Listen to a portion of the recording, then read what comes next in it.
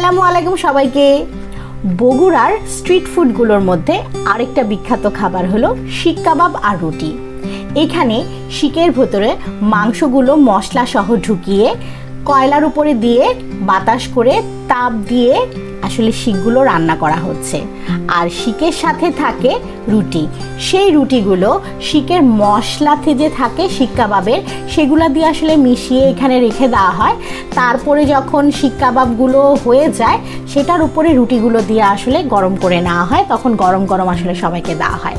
কয়লাগুলোর উপরে জোরে জোরে পাখা দিয়ে বাতাস করার কারণে সেই কয়লাগুলো আরও জোরে বেশি করে তাপ উৎপন্ন হয়, আর সেই তাপে আসলে শিক কাবাবগুলো সেদ্ধ হয়ে যায়। আর কয়লার সেই ধোঁয়া থেকে শিকের মধ্যে সেই দারুণ একটা স্মোকি ফ্লেভার চলে আসে। খেতেও আসলে দারুণ লাগে, খুবই মজাদার একটা খাবার।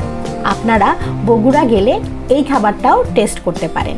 শিকের উপরেও রুটিগুলো দিয়ে দেওয়ার কারণে সেখান থেকে একটা সুন্দর একটা ফ্লেভার আসে, খেতেও অনেক মজা লাগে।